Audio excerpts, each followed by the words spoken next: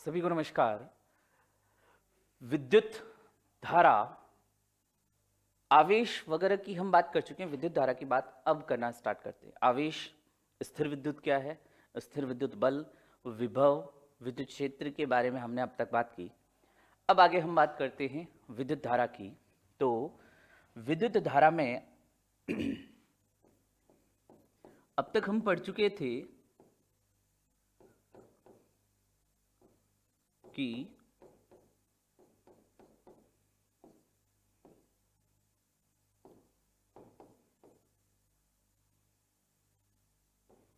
अब तक हम इसमें पढ़ चुके हैं कि जब भी किसी भी चालक तार के सिरों पर हम कोई बैटरी लगाते हैं तो हम देखते हैं उस चालक तार में से धारा प्रवाहित होती है। ऐसा क्यों हुआ था? मैंने बताया था कि चालक तार के अंदर इलेक्ट्रॉन नेगेटिव चार्ज होते हैं और वे धनात्मक आवेशित यानी एनोड की ओर, जो धनावेशित इलेक्ट्रोड होता है, एनोड की ओर गति करते हैं। तो जब ये आवेश गति कर रहे हैं तभी हम क्या कहते हैं, विद्युत धारा प्रवाहित हो रही है। तो विद्युत धारा को मैं किस तरह से परिभाषित कर सकता हूं, सुनना कि आवेश के प्रवाह की दर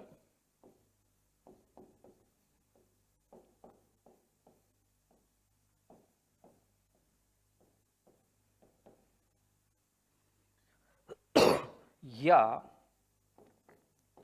किसी चालक तार के अनुप्रस्थ काट क्षेत्रफल, cross section area,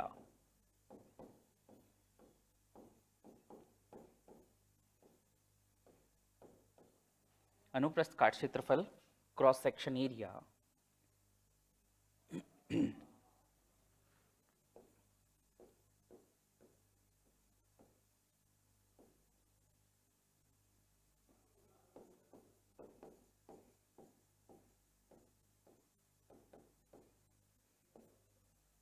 cross section area से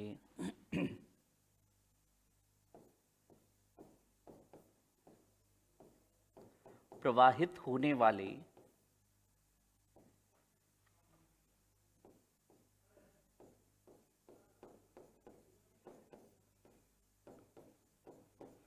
आवेश की कुल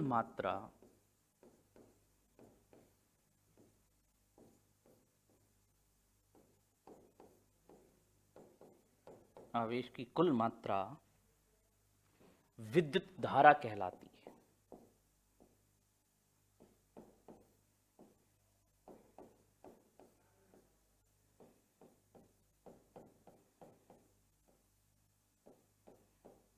ठीक है, विद्युत धारा तार में से जो आवेश प्रवाहित हो रहा है उसे ही हम क्या कहते हैं, विद्युत धारा। तो अगर यहां अब परिभाषा से उल्टा, मैं देखो परिभाषा से उल्टा चलते हुए सूत्र की बात कर रहा हूं। फॉर्मूला क्या होगा? विद्युत धारा I से डिनोट करते हैं आवेश Q या प्रवाहित आवेश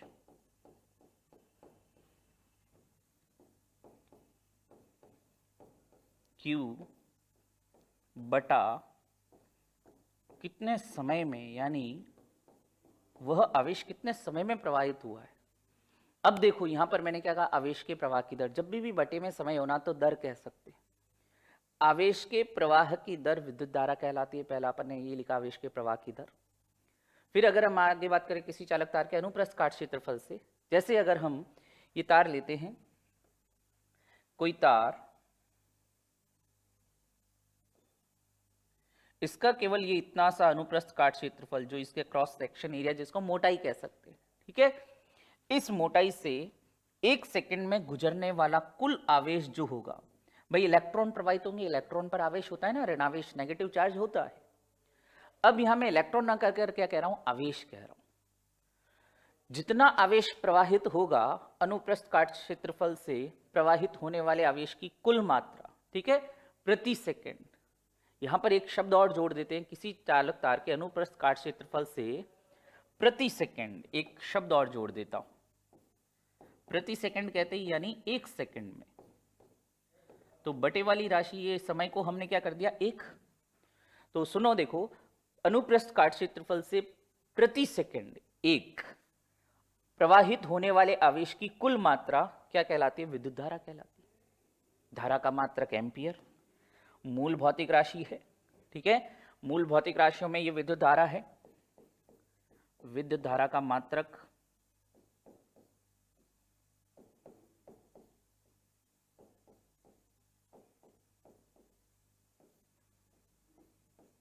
एम्पियर,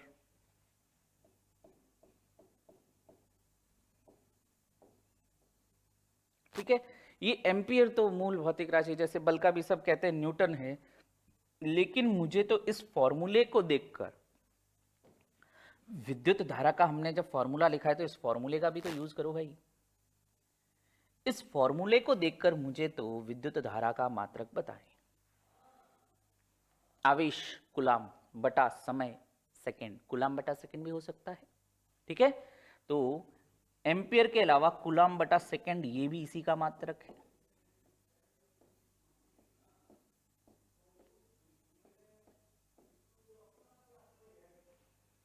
कूलाम बटा सेकंड। विमा इसकी विद्युत धारा की विमा जो होती है ए से डिनोट करते हैं एम्पियर, ठीक है। विमा की वैसे यहां पर बात करें तो केवल क्या हो जाएगा, एम्पियर ए, ठीक है, डिनोट इससे करते हैं। आवेश, आवेश की विमा थी एम्पियर सेकंड ए गुणा टी, तो ऊपर ए टी, नीचे ये समय का टी, टी से गया टी बचा ए, ये आ गया ए, एम्पियर सेकंड। अच्छा, इसके अलावा और भी हम मात्रक देखते हैं, जैसे एब एम्पियर। एब एम्पियर भी बायोट वगैरह इसी के सीजीएस मात्रक हैं। एब एम्पियर, और एक एम्पियर 1/10 एब एम्पियर के बराबर होता है। 1 एम्पियर बराबर 1/10 एब एम्पियर। ये देख विद्युत धारा मात्रक भी देख लिया। अब बात आती है विद्युत धारा सदिश राशि या आदिश राशि। जब मैंने आपको ये तार बताया कि एक तार है, ये तार है, इस तार के अंदर विद्युत धारा बह रही है ए से बी की ओर, मान लिया 10 एम्पियर धारा बह रही है, तो धारा का देखो संख्यात्मक मान यानी परिमाण भी है, और ये ए से बी की ओर बह रही है यानी दिशा भी है, लेकिन फिर भी विद्युत धारा अदिश राशि है। क्यों? कि केवल परिमाण होना और दिशा होना ही सदिश होने के लिए पर्याप्त नहीं है। सदिश होने के लिए सदिशों के नियमों का पालन करना जरूरी है, और नियमों का पालन नहीं करती, इसीलिए विद्युत धारा अदिश राशि है। लिख सकते हैं कि परिमाण व दिशा होते हुए भी, परिमाण मैग्नीट्यूड व दिशा डायरेक्शन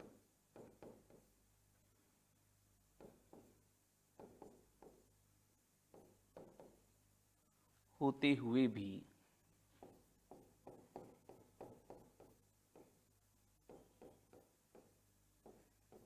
विद्युत धारा अदिश राशि, स्केलर क्वांटिटी, विद्युत धारा अदिश राशि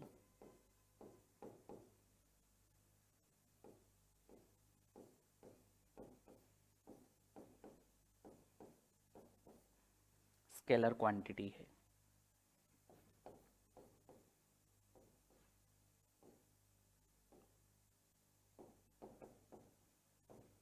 क्योंकि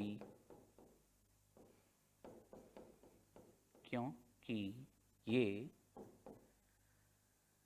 सदिशों के योग नियम का पालन नहीं करती है, योग नियम का पालन नहीं करती है।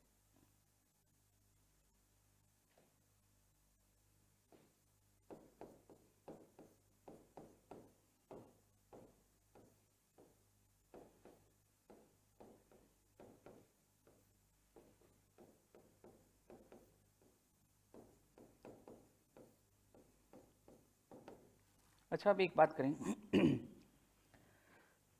भाई ये तार है, इस तार में से जब मैं कहता हूं विद्युत धारा प्रवाहित हो रही है, इसका मतलब क्या है कि इस तार में इलेक्ट्रॉन गति कर रहे हैं, इलेक्ट्रॉन गति कर रहे हैं, और इलेक्ट्रॉन गति किस दिशा में करते हैं? धारा के विपरीत दिशा में, धारा की विपरीत दिशा में इलेक्ट्रॉन गति करते हैं।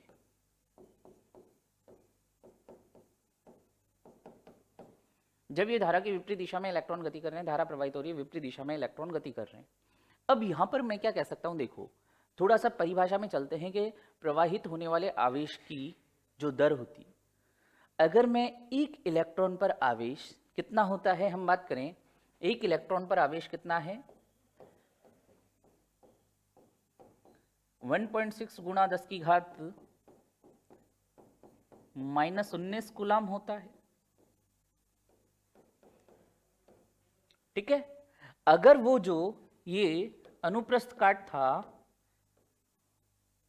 प्रति सेकंड इनसे गुजरने वाले इलेक्ट्रॉनों की संख्या जो है, ये अनुप्रस्थ काट, यहां से जो इलेक्ट्रॉन यानी कुल आवेश, एक इलेक्ट्रॉन पर आवेश इतना है।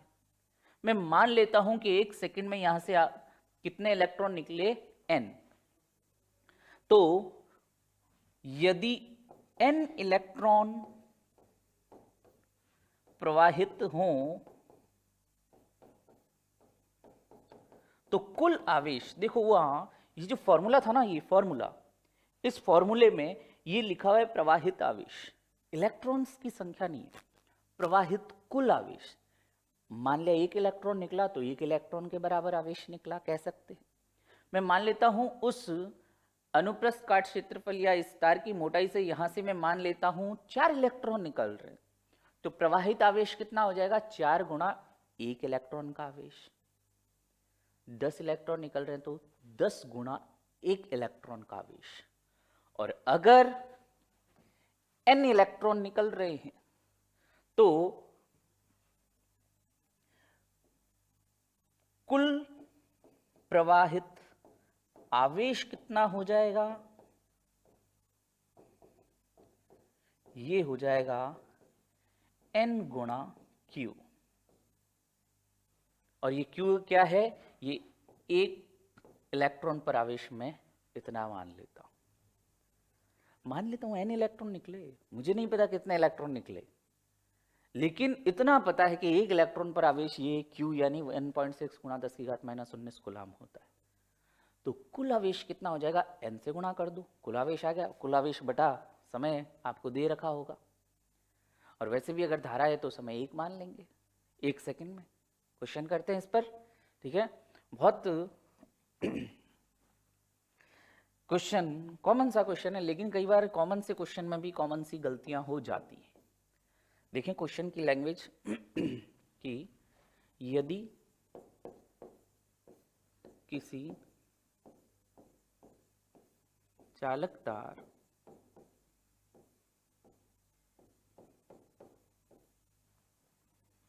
तार से 1 सेकंड में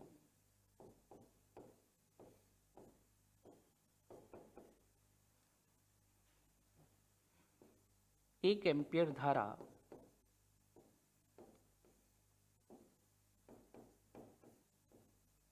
प्रवाहित हो तो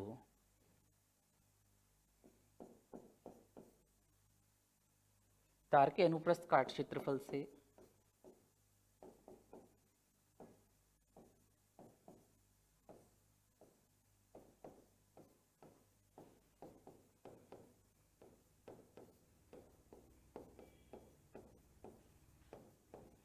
गुजरने वाले या प्रवाहित होने वाले इलेक्ट्रॉन्स की संख्या बताएं, इलेक्ट्रॉन्स की संख्या बताएं।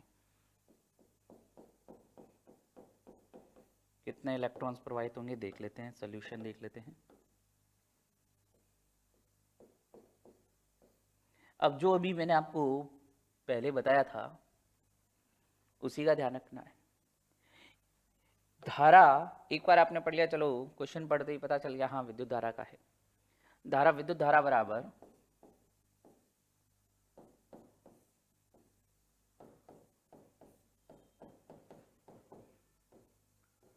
प्रवाहित आवेश बटा समय।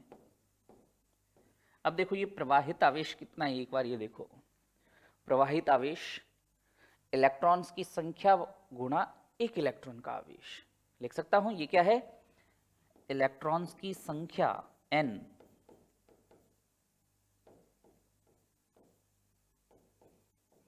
गुणा एक इलेक्ट्रॉन का आवेश, ये कितना है, q है। कर सकते हैं। तो वापस आ जाओ फॉर्मूले पर, जो अभी अपन बात कर रहे थे क्वेश्चन में, यहां पर देखें तो I बराबर क्या हो जाएगा, प्रवाहित कुल आवेश n गुणा q बटा समय।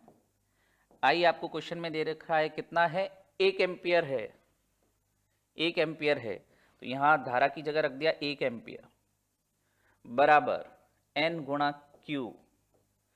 समय कितना दे रखा है, 1 सेकंड में लिख रखा है, 1 सेकंड में, तो ये आ क्या कर दिया 1 सेकंड।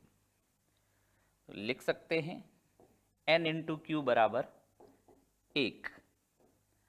अब q बराबर क्या, 1 इलेक्ट्रॉन का आवेश, 1.6 गुणा 10 की घात माइनस 19, n बराबर 1/q हो जाएगा, पक्षांतरण कर देंगे, बराबर 1 बटा 1.6 गुणा 10 की घात माइनस 19। इसको सॉल्व करोगे ना, ये जब माइनस का 19 ऊपर जाएगा तो क्या हो जाएगा, प्लस का 19, 1 बटा 1.6 ये हो जाएगा 0.625। तो फाइनल आंसर आपके पास जो आएगा 10 की घात 18 कर देंगे फिर इसको। इलेक्ट्रॉन्स, कितने इलेक्ट्रॉन्स प्रवाहित हुए, यानी n का मान आ गया आपके पास। अब देख लो लास्ट में n का मान आया है, इसलिए ये जो कई बार क्या होता है कि यहां पर इसको जल्दबाजी में पढ़ लेते हैं और वहां पर क्या करते हैं, एक ही इलेक्ट्रॉन मान लेते हैं या फिर एक इलेक्ट्रॉन का आवेश मान लेते हैं। एक किसी का आवेश एक, किसी का आंसर इसमें 1 आता है, किसी का 1.6 गुणा 10 की घात माइनस 19 आता है, लेकिन सही आंसर वह है। ठीक है, तो जब भी आप खुद सोचो इलेक्ट्रॉन्स की संख्या पूछी है तो माइनस में तो घात आ ही नहीं सकती है। ठीक है, आंसर माइनस में आ रहा है ना, यानी कहीं ना कहीं गलती की है। तो ये प्रवाहित आवेश n गुणा q है, एक इलेक्ट्रॉन का आवेश गुणा जितने इलेक्ट्रॉन वहां से गुजरे हैं, और हमें यही पूछा है कि क्षेत्रफल से गुजरने वाले इलेक्ट्रॉन्स की संख्या कितनी है, वो n हमारे पास आ गया कितना, 6.25 गुणा 10 की घात 18। अब ये तो बात हमने की विद्युत धारा की। अब क्या होता है, विद्युत धारा जब भी परिपथ में हम देखते हैं, विद्युत धारा की बात करते हैं, विद्युत धारा के प्रकार अलग अलग होते हैं। जैसे अगर मैं बात करूं, आपके पास जो सेल होते हैं ना, जो आप टीवी के रिमोट में या टॉर्च वगैरह में जलाते हैं, ये सेल जलाते हैं, ये सेल लगाते हैं। ये सेल को, इसमें अगर हम बात करें, एक तरफ पॉजिटिव टर्मिनल, एक तरफ negative terminal, negative terminal, positive terminal. तो यहां पर हम देखते हैं ये सेल इस तरह से जुड़े हुए रहते हैं। और भी हम देखते हैं कि कई बार जैसे घर में किसी भी, जैसे अगर मान लिया कोई तार से जोड़ के बल्ब चला रहे हैं, तो उस तार में से भी विद्युत धारा प्रवाहित हो रही है, इन सेल में से भी विद्युत धारा प्रवाहित हो रही है। लेकिन ये 2 या 10 सेल एक साथ ऐसे जोड़ के अपने हाथों के बीच में रख लो, आपको करंट नहीं आएगा। विद्युत धारा तो यहां पर भी है, यहां पर भी धारा तो आई, यहां पर भी प्रवाहित हो रही है, और धारा आई यहां पर भी प्रवाहित हो रही है। लेकिन जब इस सेल से या इस सेलों को आप अपने हाथ में रखकर इस तरह से 2 सेलों को एक साथ जोड़कर इस तरह से पकड़ो हाथ में, तो आपको करंट नहीं आएगा। लेकिन वो बल्ब जिस तार से जल रहा है, भले ही पतला सा तार है, भले ही पतला सा तार है, फिर भी इसको छुओगे नंगे तार को ठीक है, वो अंदर वाला जो मेटल होता है उसको छू के, बाहर से रबर वाली कोटिंग को छूने से नहीं होगा। अंदर वाला वो जो मेटल वाला होता है, कॉपर या कोई भी एल्यूमिनियम वगैरह से बना वायर, अगर उस वायर को छू लेते हो तो आपको करंट लगता है। धारा तो दोनों ही जगह थी, फिर एक जगह करंट लगा और एक जगह नहीं लगा, ये क्यों? दोनों धाराओं में अंतर है। ऊपर वाली ये होती है दिष्ट धारा या डायरेक्ट करंट, डीसी कह देते हैं, और ये जो धारा है ये है प्रत्यावर्ती धारा, ऑल्टरनेटिंग करंट।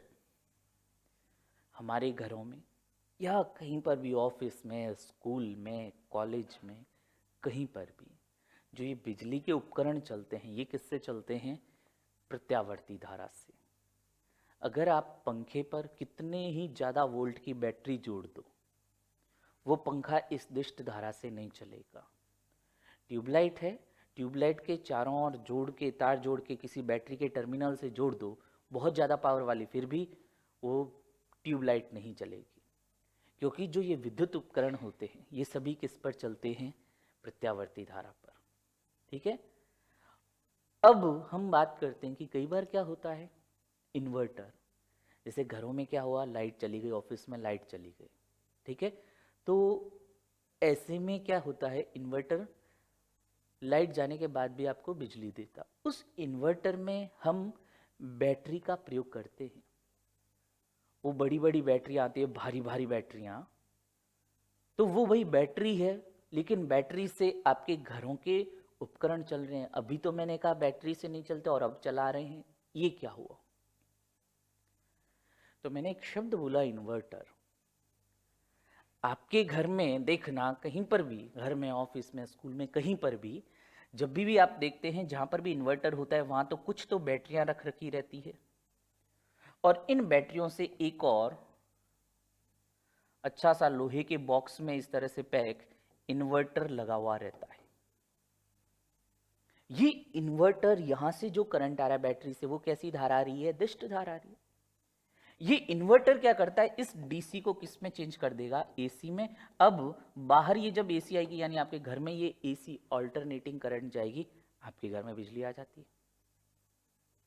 यानी देखो, एक बात होता है, घरेलू उपकरण जो चलते हैं प्रत्यावर्ती धारा पर चलते हैं, और इस धारा के वोल्टता की बात करें, वोल्टेज विभव की बात की थी हमने, तो इसका वोल्टेज भारत में कितना है? 220 वोल्ट। और फ्रीक्वेंसी की बात करूं 50 हर्ट्ज, अभी बात करेंगे फ्रीक्वेंसी वगैरह इसकी। इतने हाई वोल्टेज पर ट्रांसमिशन क्यों करते हैं? या पहले अगर हम बात करें, ये जो अलग अलग धाराएं, इनका कहाँ कहाँ प्रयोग करते हैं, कैसी होती है? दिष्ट और प्रत्यावर्ती धारा हमने लिख लिया, किन स्रोतों से प्राप्त हो रही ये तो देख लिया। अब होती कैसी ये धारा, क्यों प्रत्यावर्ती, क्यों दिष्ट धारा का, इनकी बात करते हैं आगे। तो एक तरफ मैं लिखता हूं प्रत्यावर्ती धारा, अल्टरनेटिंग करंट,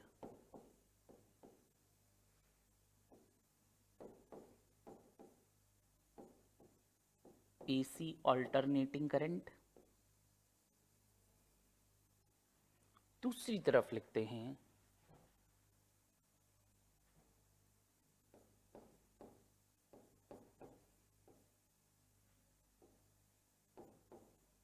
दिष्ट धारा, डीसी,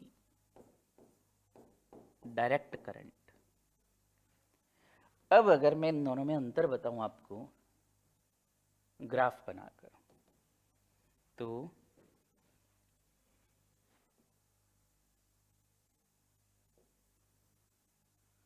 ऑल्टरनेटिंग करंट बिल्कुल जिस प्रकार से हम कोई वेव पैटर्न बनाते हैं,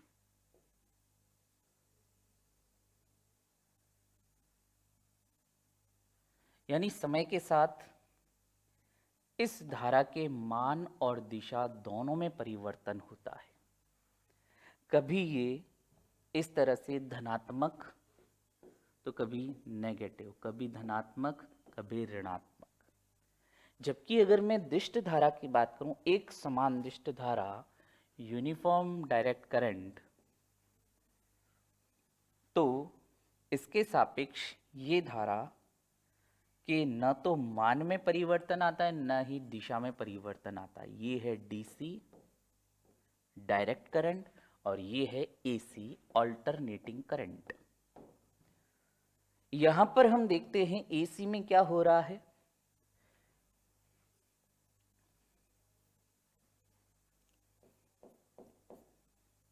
एसी में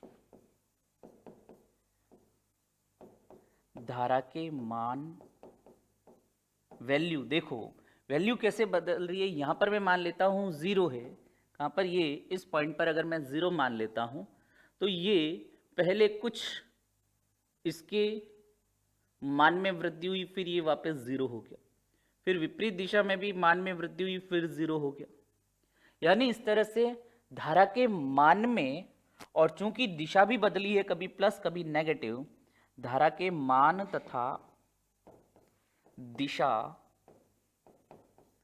दोनों में परिवर्तन होता है।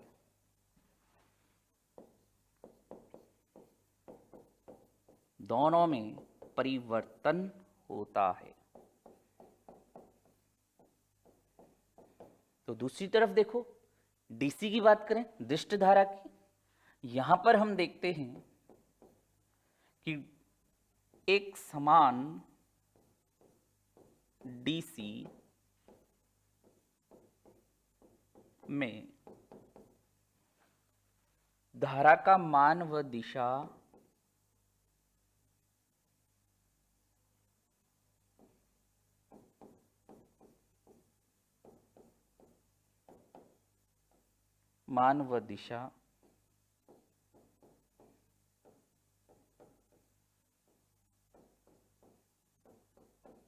दोनों अपरिवर्तित रहते हैं। दोनों अपरिवर्तित रहते हैं। अच्छा, यहां पर देखो धारा दिशा भी बदल रही है, तो इस दिशा के बारे में एक बात बता देता हूं। ये जो एक चक्कर पूरा हुआ यहां से लेकर यहां तक, दूसरे कलर से बताना पड़ेगा, यहां से लेकर यहां तक जो इसके एक चक्कर पूरा होता है, एक चक्कर में इसके धारा की दिशा में परिवर्तन 2 बार होता है। यहां से एक बार ये गया प्लस में और फिर दूसरी बार गया ये माइनस में। तो लिख सकते हैं कि एसी के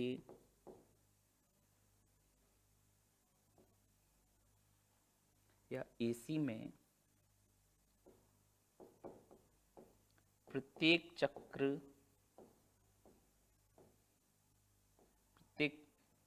चक्कर में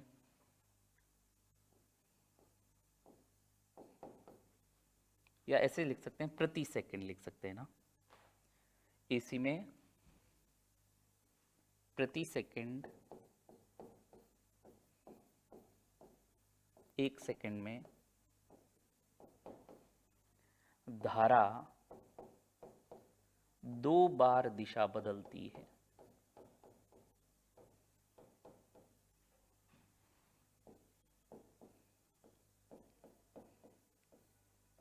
दो बार दिशा बदलती है।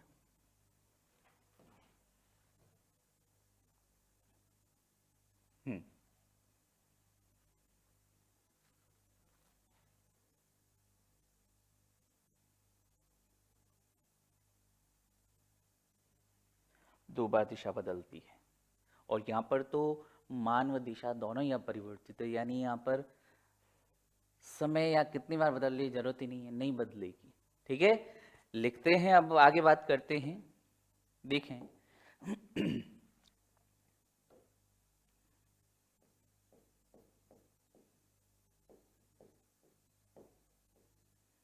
कि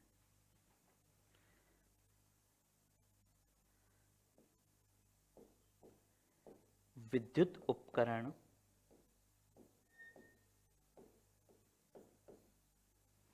एसी आधारित होते हैं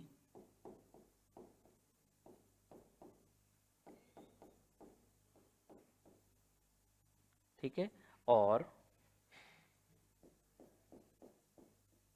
भारत में प्रत्यावर्ती धारा या जो अल्टरनेटिंग करंट है 220 वोल्ट व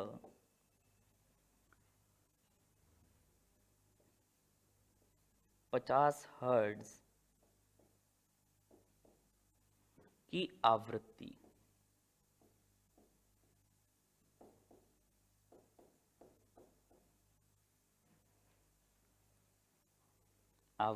पर, यानी अब देखो आवृत्ति और वोल्ट वगैरह क्या है। देखो धारा जब भी कोई देती है, जैसे अगर मैं बात करूं, आप फोन लेते हैं, कभी भी मोबाइल वगैरह खरीदते हैं तो उसकी बैटरी देखते हैं, भाई कैमरा वगैरह सब कुछ देखोगे कि स्क्रीन कैसी है, कितना उसका दाम है, पैसा कितना है, सब कुछ देखेंगे, लेकिन साथ साथ बैटरी भी देखते हैं।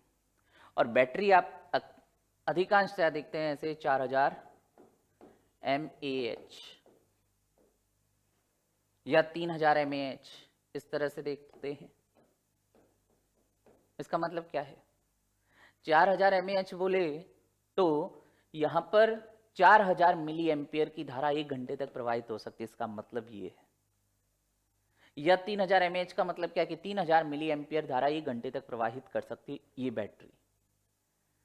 तो जब हम बात करते हैं ये डीसी में, तो यहां पर तो ये बैटरी कितनी धारा दे रही, लेकिन हम हमारे घर पर जैसे कोई भी पंखा, कूलर, एसी वगैरह कुछ भी हो, हम देखते हैं उन पर लिखा हुआ रहता है 220 वोल्ट, 220 वोल्ट, यानी इससे ज्यादा वोल्टेज आया तो हो सकता है वह उपकरण खराब हो जाएगा, और इससे कम वोल्टेज आया तो हो सकता है कि वह अपना अधिकतम जो कार्य है वो नहीं कर पाएगा। यानी जो एक 60 वॉट का बल्ब या कोई 10 वॉट की एलईडी जितना प्रकाश उसको देना चाहिए, अगर कम वोल्टेज आए तो कम प्रकाश देगी। देखते हैं ना, कई बार हो जाता है कि वोल्टेज कम होते ही, अक्सर हम देखते हैं हमारे गाँव में अक्सर वोल्टेज ऊपर नीचे होता रहता है, तो वोल्टेज कम होते ही वो लाइट थोड़ी डिम हो जाती है, कई उपकरण बंद हो जाते हैं, चलते ही नहीं, क्योंकि उस पर लिखा हुआ था 220 वोल्ट, यानी 220 वोल्ट की धारा आएगी तो ही चलेगा वो, और इससे ज्यादा वोल्टेज आ गया, कई बार हो जाता है, वो एमसीबी नहीं लगा रखी होती और जो फ्यूज में जो तार जोड़ दिया आपने वो भी मोटा तार जोड़ दिया, जिससे क्या होता है कई बार जैसे ये हाई वोल्टेज का करंट फ्लक्चुएशन चलता रहता है, वोल्टेज ऊपर नीचे होता रहता है, कई बार तेज वोल्टेज एकदम आ गया तो हो सकता है पता लगे कि अंदर घर में जो बिजली के उपकरण थे 220 वोल्ट वाले, उनको आपने 400 वोल्ट दे दिया, बेचारे उड़ जाएंगे। वो तो उड़ने का मतलब वो नहीं कि पंख लगा के उड़ जाएंगे, उड़ने का मतलब खराब हो जाते हैं, जल जाते हैं, नष्ट हो जाते हैं, हाई वोल्टेज आ जाता है। लेकिन ओवरऑल अगर हम बात करें भारत में 220 वोल्ट और 50 हर्ट्ज, 50 हर्ट्ज क्या, अब इसकी बात करते हैं वोल्ट के बाद।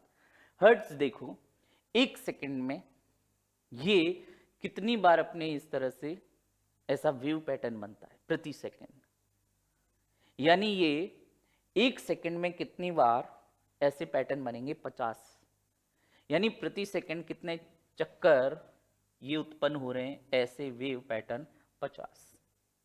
तो एक सेकंड में दिशा कितनी बार बदलेगी भाई, एक सेकंड में पैटर्न कितने बने 50, तो प्रति सेकंड दिशा कितनी बार बदलेगी फिर 2 बार।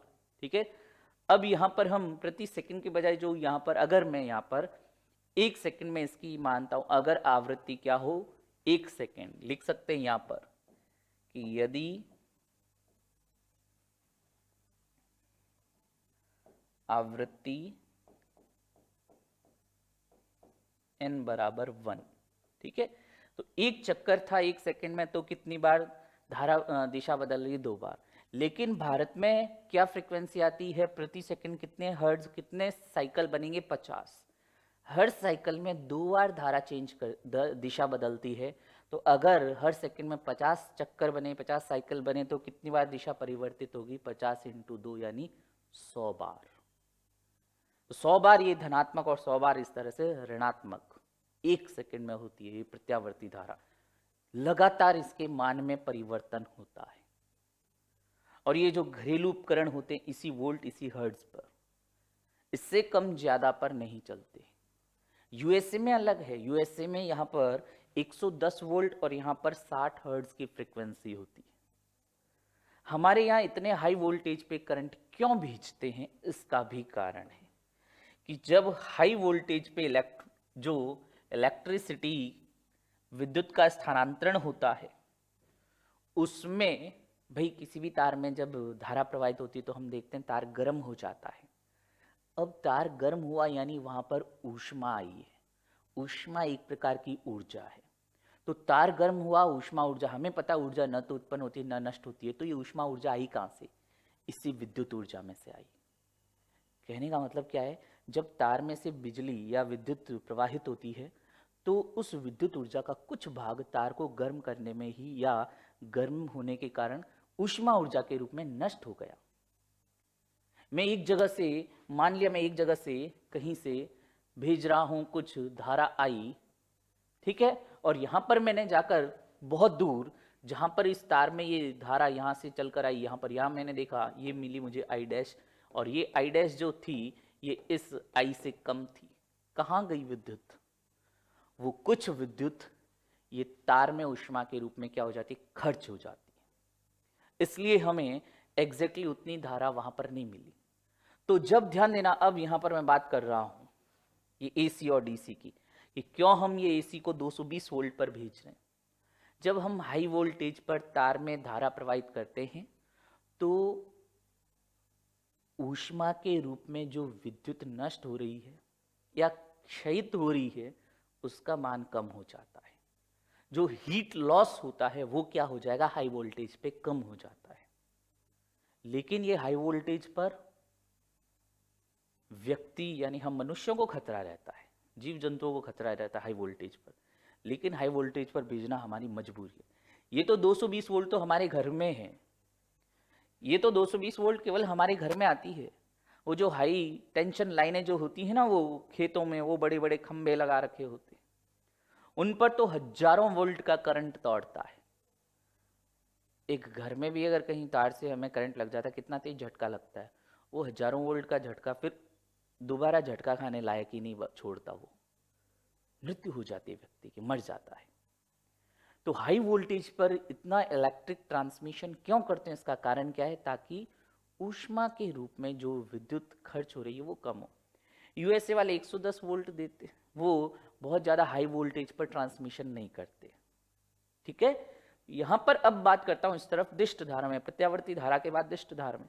प्रत्यावर्ती धारा से दिष्ट धारा में आ रहे हैं। देखें, यहां हमने देखा कि प्रति सेकंड में 2 बार दिशा बदलती है यदि आवृत्ति n बराबर 1 है, यानी 1 सेकंड में अगर एक चक्कर लगा रही है तो 2 बार दिशा बदली 1 सेकंड में, ठीक है। यहां पर तो धारा और मान और दिशा दोनों ही अपरिवर्तित है, तो हमें आवृत्ति वगैरह की बात करने की आवश्यकता नहीं है। दिष्ट धारा की बात करें तो लिख सकते हैं कि सेल, बैटरी आदि से दिष्ट धारा प्राप्त होती है।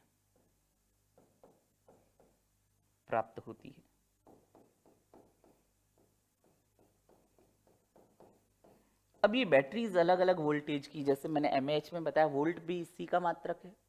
जैसे हम देखते हैं प्राथमिक सेल, द्वितीयक सेल, बात करेंगे उनकी। प्राथमिक सेल जिनको एक बार उपयोग में ले लिया अब वो खराब हो गए।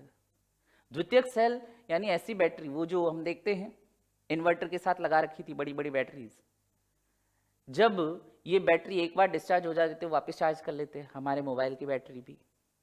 तो ऐसी बैटरी जिनको एक बार डिस्चार्ज होने के बाद वापस चार्ज कर लेते द्वितीयक सेल कहलाते हैं, सेकेंडरी सेल कहलाते हैं। और जबकि केवल एक बार ही यूज लिया, जैसे हम टीवी रिमोट वगैरह में देखते हैं, एक बार यूज कर लिया अब उसको वापस रिचार्ज, उसको चार्ज नहीं कर सकते, फेंकना ही पड़ेगा, ठीक है। तो ये इस तरह से सेल और बैटरी दिष्ट धारा देते। कोई यहाँ पर हमें फ्रीक्वेंसी वगैरह कोई जानने की जरूरत नहीं। हाँ, वोल्ट का सब वोल्टेज अलग अलग हो सकते हैं कैपेसिटी पर।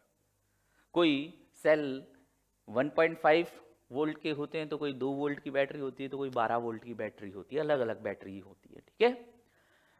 अब यहाँ पर हम बात करें कि दिष्ट धारा का प्रयोग हम जैसे देखते हैं परिपथों में वगैरह, या टॉर्च, मोबाइल, बैटरी आदि चलाने में करते हैं।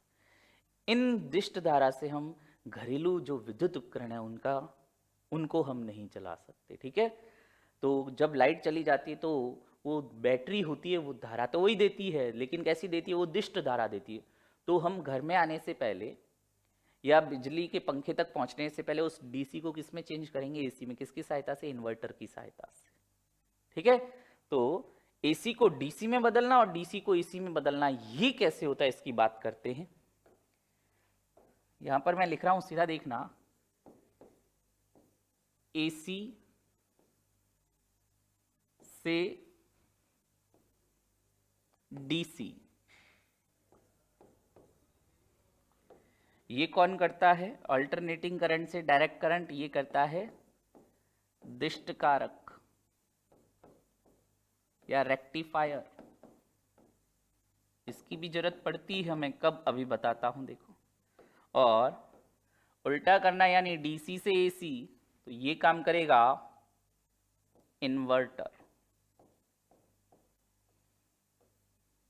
वो इन्वर्टर होता है ना, बोल देते हैं हम कि घर में इन्वर्टर लगाया हुआ, अरे भाई बिजली वो इन्वर्टर नहीं देता, बिजली तो या ऊर्जा तो बैटरी ही देती है, लेकिन उस विद्युत ऊर्जा को कन्वर्ट किस में किया, एसी में, ये किसने किया, इन्वर्टर ने, ठीक है। अब यहां पर एक और बात आ गई, रेक्टिफायर भी आ गया दिष्ट कारक। जैसे अगर मैं बात करूं आपके मोबाइल की बैटरी की, डिस्चार्ज हो गई, चार्ज करते हो, चार्जर कहाँ लगाते हो, प्लग में, ठीक है। हर कंपनी का चार्जर थोड़ा सा कुछ मोटा होता है, फिर इसमें यहां पर वो 2 पिन लगा रखी होती है, और फिर यहां से वो जो तार होता है, ये इस तार की आगे और पिन होती है, ये आपके मोबाइल में जाकर फिट होती है। ये यहां पर इतना मोटा चार्जर देने की क्या जरूरत थी, एक वो पतली पिन भी लगा देता ना, सीधा ये पिन लगा देते, वो पतली वाली पिन आती है ना, 3 पिन या 2 वायर वाली पिन, ऐसे भी बना देते, क्या दिक्कत थी, लेकिन नहीं बनाते।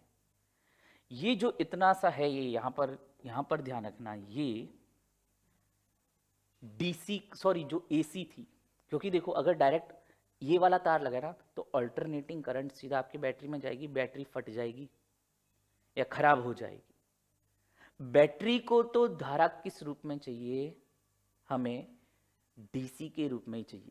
बैटरी एसी को समझती ही नहीं है, वो डीसी ही देती है और डीसी ही लेती है।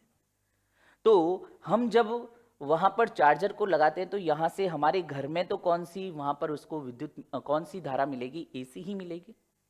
लेकिन अब ये मोबाइल एसी नहीं लेता, बैटरी एसी नहीं लेती, तो इस प्लग और इस बैटरी के बीच में यहां पर हम देखते हैं इसके अंदर इन्वर्टर होता है, सॉरी इन्वर्टर नहीं, रेक्टिफायर, जो कि क्या करता है, जो एसी ले रहा है इस प्लग से, इसको किस में कन्वर्ट कर देगा, डीसी में। और अब ये डीसी जब आपके मोबाइल के इस चार्जर से होती हुई बैटरी में जाएगी, तो वापस बैटरी चार्ज हो जाती है, एसी और डीसी, ठीक है।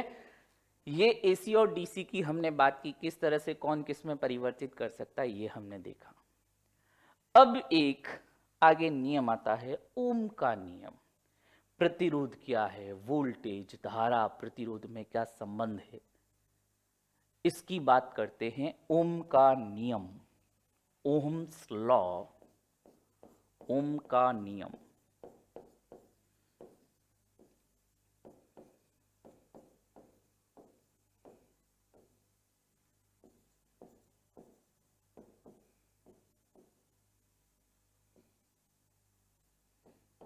ओम के नियम की अगर मैं बात करूं, तो ये ओम का नियम वोल्टेज, धारा और प्रतिरोध में संबंध बताता है।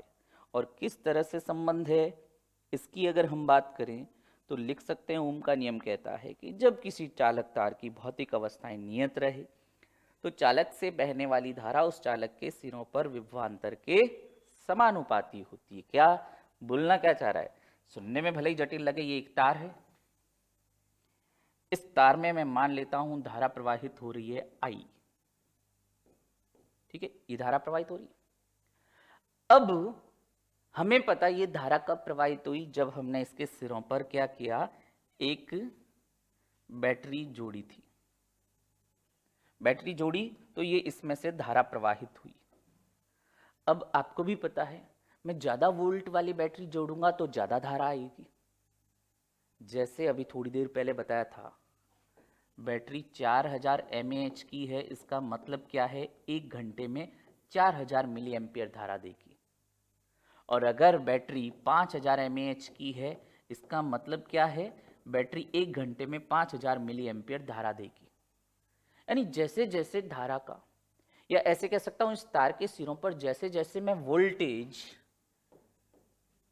वोल्टेज विभवांतर कह देते हैं, पोटेंशियल डिफरेंस, ठीक है। जब किसी तार के सिरों पर जैसे जैसे हम वोल्टता को बढ़ाते हैं, वैसे वैसे उसमें से प्रवाहित होने वाली धारा का मान भी क्या होगा, बढ़ेगा। 2 वोल्ट की बैटरी लगाऊंगा कम धारा आएगी, 4 वोल्ट की बैटरी लगाऊंगा ज्यादा धारा आएगी। तो लिख सकते हैं ओम का नियम, सीधा सिंपल सा नियम, जितना ज्यादा वोल्टेज उतनी ज्यादा धारा, समानुपाती होते हैं। लिखते हैं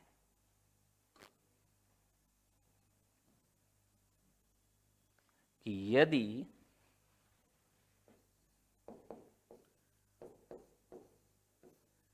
किसी तार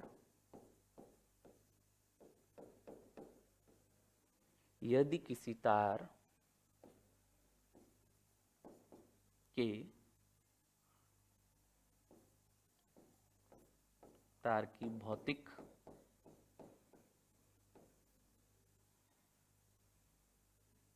परिस्थितियां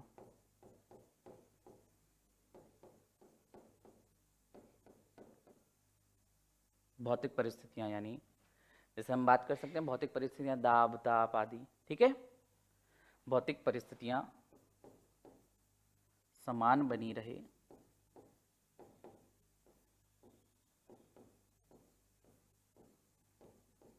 तो, यदि किसी तार की भौतिक परिस्थितियां समान बनी रहे तो तार से प्रवाहित होने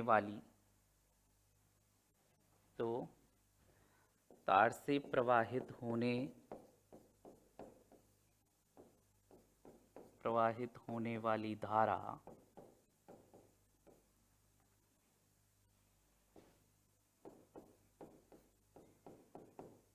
तार के सिरों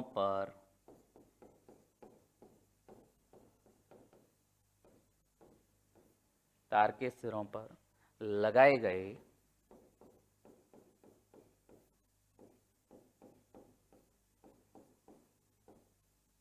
विभवांतर, ठीक है, वो वोल्टेज विभवांतर के समानुपाती होती है।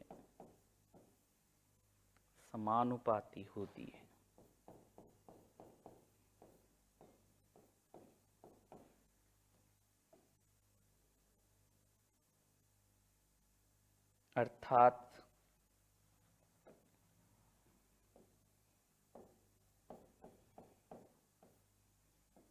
I proportional V। ये जो धारा है I, ये वोल्टेज V के समानुपाती है, ठीक है। और यहां अगर मैं बात करूं, वोल्ट और धारा के बीच में संबंध समानुपाती है। अगर मैं समानुपाती का निशान हटाकर यहां बराबर लाना चाहता हूं तो I बराबर V बटा R, कोई एक नियत राशि 1/R से गुणा कर दिया, जहां R क्या है, जहां R बराबर तार का प्रतिरोध,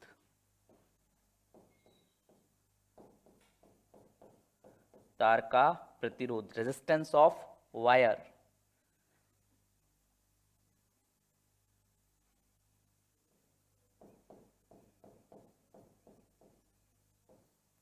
रेजिस्टेंस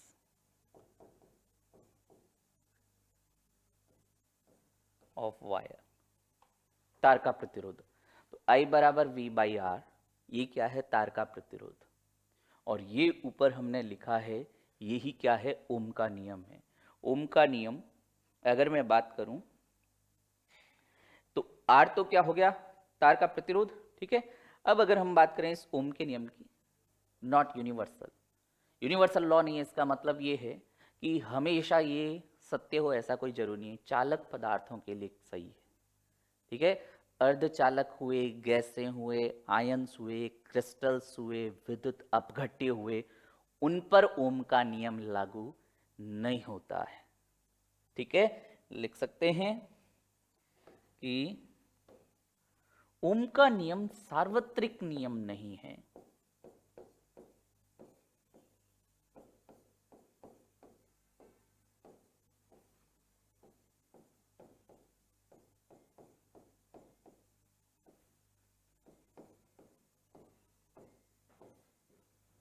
नहीं है, ठीक है। अब अगर एक बात करें और यहां पर क्या आर बराबर क्या आया था, V अपॉन आई, ये हमें मिला था,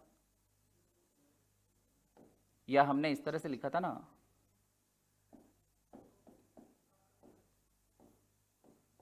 इस तरह से लिखा था, पीछे हमने ये बात की थी, ठीक है।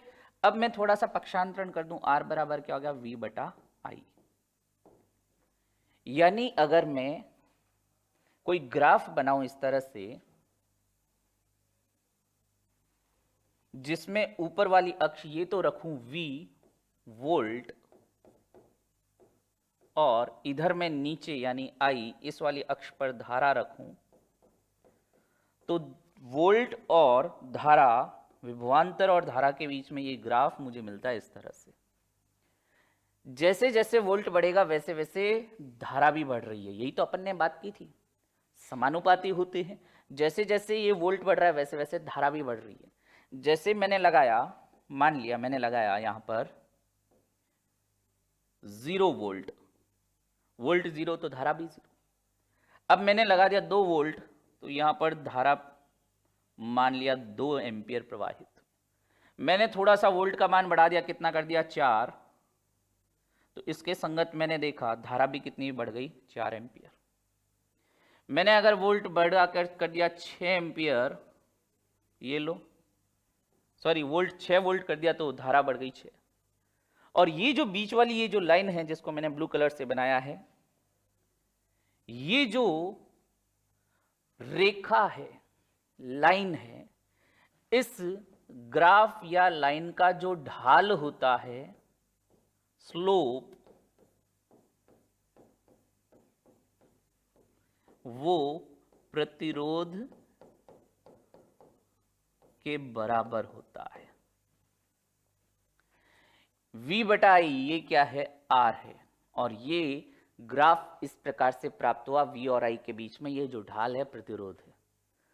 अब ढाल प्रतिरोध कैसे हुआ उसकी भी बात करते हैं। देखो इसको मैं सिद्ध करता हूं। अच्छा, हमने वो पढ़ा है गणित में क्या कि साइन थीटा बराबर लंब बटा आधार, सॉरी लंब बटा कर्ण, ठीक है। कॉस थीटा क्या होता है, आधार बटा कर्ण, और टेन थीटा क्या होता है, लंब बटा आधार। ये ध्यान रखना, टेन थीटा क्या होता है, लंब बटा आधार। ये वाला जो एक्स अक्ष है ये हो गया लंब, और ये नीचे वाई अक्ष जहां पर धारा बनाई ये हो गया आधार। तो लंब बटा आधार ये क्या कहलाएगा, टेन थीटा। देखना ढाल बराबर क्या है, ढाल बराबर टेन थीटा। ये थीटा क्या है, यहां से इस अक्ष से इसका एंगल कितना, ये है थीटा। तो टेन थीटा बराबर क्या होता है, लंब बटा आधार V बटा आई। और चूंकि V बटा आई हमें क्या मिला है, ये प्रतिरोध, तो ग्राफ का ढाल किसके बराबर है, प्रतिरोध के बराबर। सुनना अब एक लाइन कि जब वोल्टेज और धारा में ग्राफ बनाते हैं तो प्राप्त ग्राफ का जो ढाल होता है वही उस तार का प्रतिरोध होता है। अभी तक प्रतिरोध की कहीं भी अपन ने परिभाषा नहीं पढ़ी है, ठीक है, ओम का नियम पढ़ लिया और ये प्रतिरोध आ गया हमारे पास। अब एक क्वेश्चन मैं देता हूं यहां पर, क्वेश्चन कैसे बनता है ध्यान देना कि दो तारों वायर्स के VI ग्राफ यानी वोल्टेज धारा ग्राफ शॉर्ट में लिखा है, ग्राफ इस प्रकार है।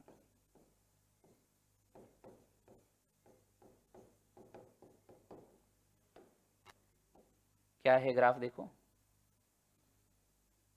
ये I ये V, दो तार हैं, ये तार A और ये तार B, दो तार हैं। अब पूछा है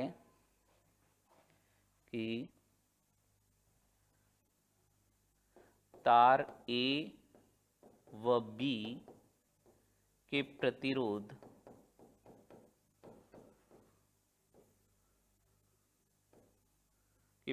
होंगे, यानी A और B का जो प्रतिरोध है उनके बारे में पूछा। ऑप्शन ए है RA यानी तार A का प्रतिरोध ज्यादा,